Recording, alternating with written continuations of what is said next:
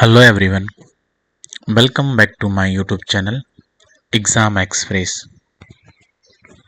Exam express में आज हम डिस्कस करने वाले हैं Indian tourism development corporation limited की तरफ से रिलीज़ हुई कुछ वैकेंसीज़ के बारे में, जहां पर हमें अलग अलग पोस्ट के लिए काफ़ी अच्छी वैकेंसीज़ देखने को मिल रही है। हम उसी के बारे में आज डिटेल में क्या डिस्कस करने वाले हैं।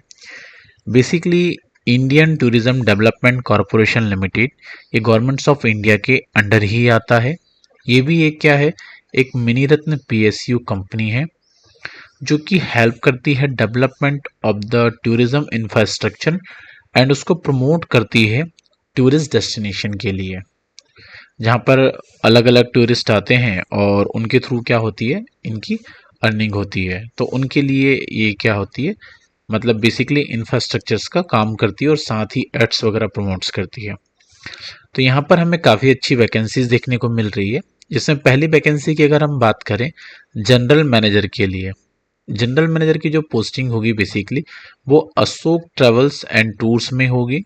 ग्रेडिंग होगी E4 की। सैलरी की हम बात करें यहाँ पर 70,000 से लेकर 2 लाख रुपए प्रति माह तक यहाँ सैलरी देखने को मिलेगी। मैक्सिमम एज लिमिट की हम बात करें यहाँ पे एज ऑन 1/4/2025 के हिसाब से कैलकुलेट होगी एज। मैक्सिमम जो एज लिमिट है वो 45 ईयर्स देखने को मिल रही है। नंबर ऑफ वैकेंसी की बात करते हैं तो टोटल 2 वैकेंसी यहाँ पे देखने को मिल रही है। एक वैकेंसी अनरिजर्व कैटेगरी के लिए और एक वैकेंसी SC कैटेगरी के लिए।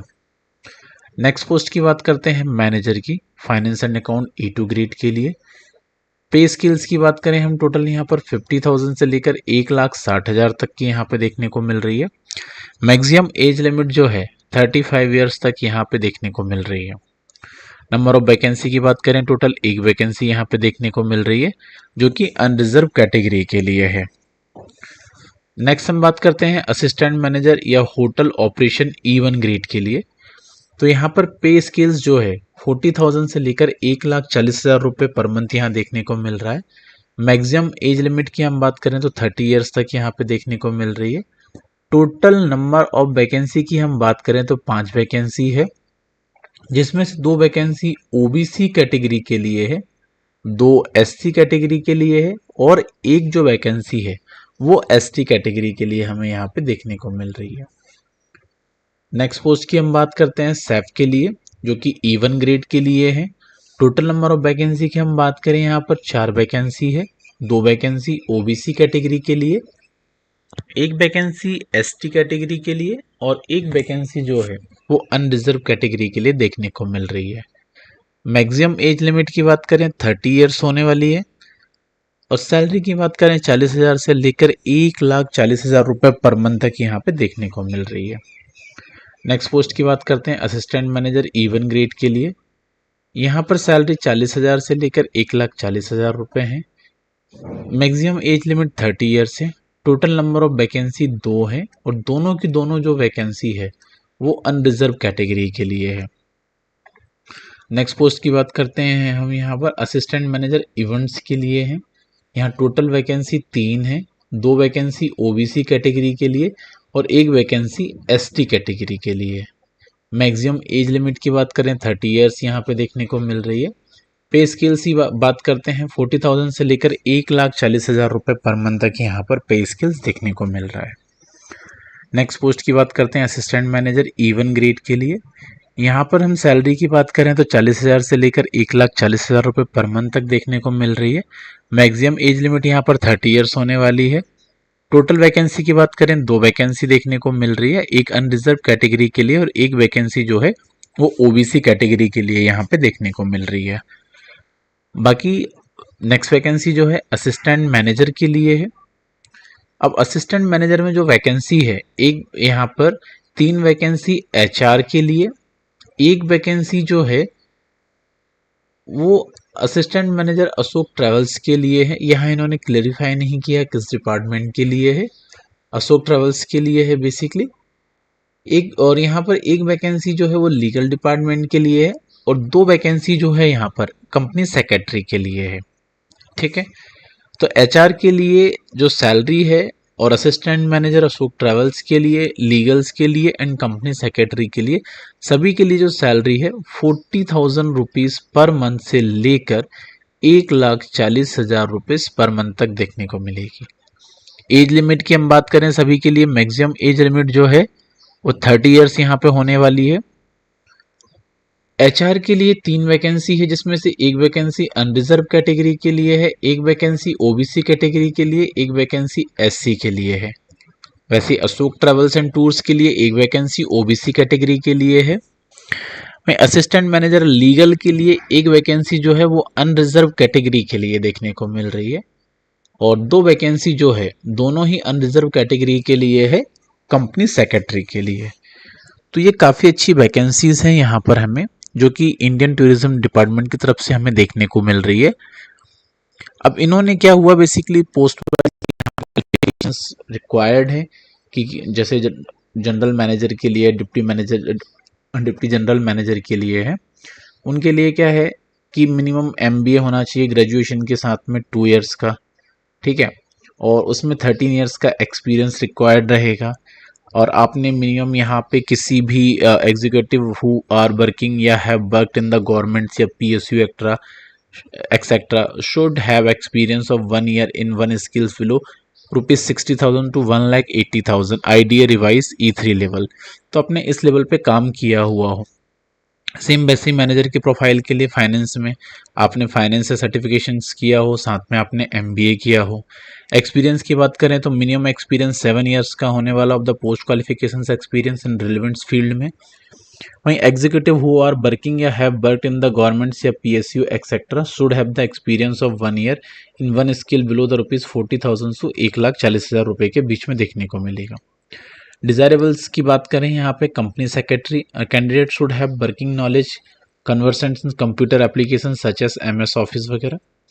तो हर एक पोस्ट के हिसाब से इन्होंने क्या हुआ है, वहाँ पे एक्सपीरियंस मांगा हुआ है, जिस पे एक्सपीरियंस की अगर हम यहाँ पे बात करें मिनिमम 2 इयर्स का एक्सपीरियंस तो आपको होना भी चाहिए, आप किसी भी पोस्ट में अगर अप्लाई कर रहे हैं तो, और साथ ही साथ उससे रिलेवेंट फील्ड में क्या आपकी डिग्री होना चाहिए।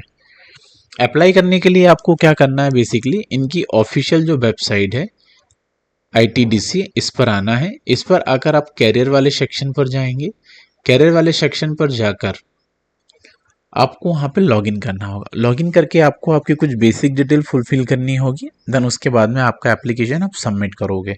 एप्लीकेशन सबमिट करने से पहले 1 से 2 बार आप क्रॉस चेक जरूर कर लें, हो सकता है कोई मिस्टेक हो जाए, क्योंकि मिस्टेक होने के बाद आप री अप्लाई नहीं कर सकते हैं, इस चीज़ का आप ध्यान रखिएगा।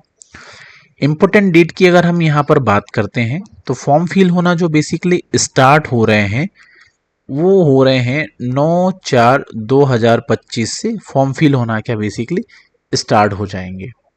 और हम लास्ट डेट की बात करें एप्लीकेशंस क्लोजिंग की तो 30/4/2025 यहाँ पे देखने को मिल रही है।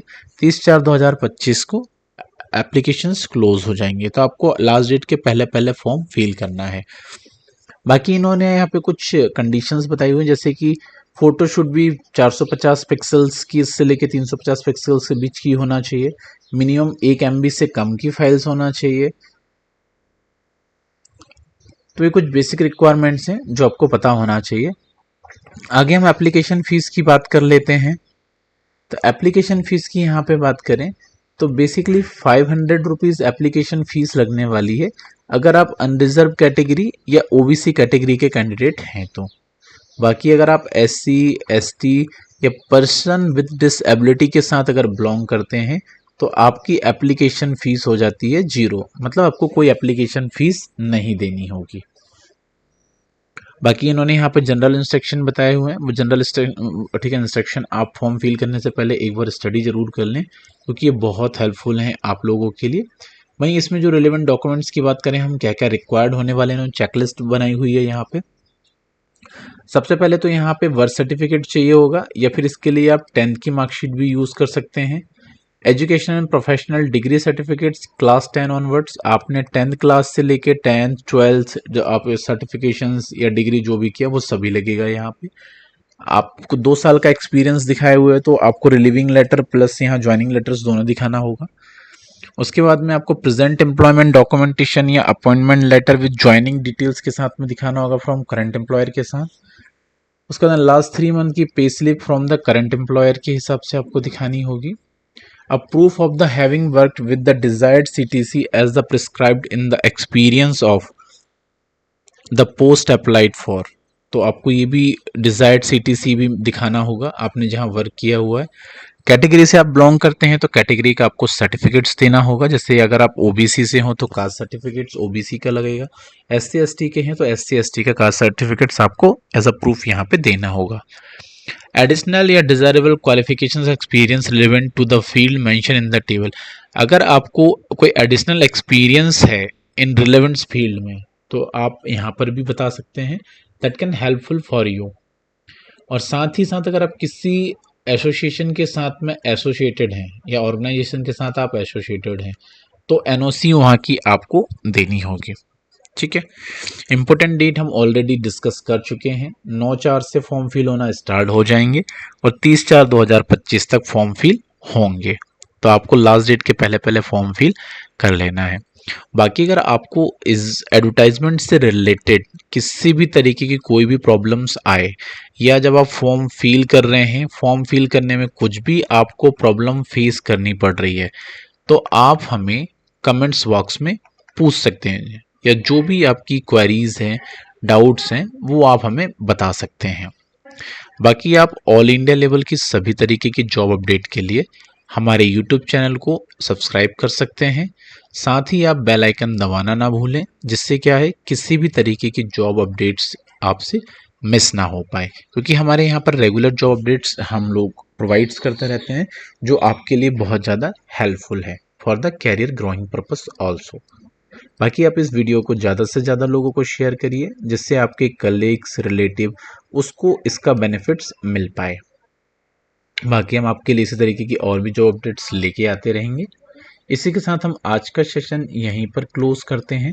होपफुली आज की वीडियो आपके लिए काफ़ी ज़्यादा इंफॉर्मेटिव रही होगी।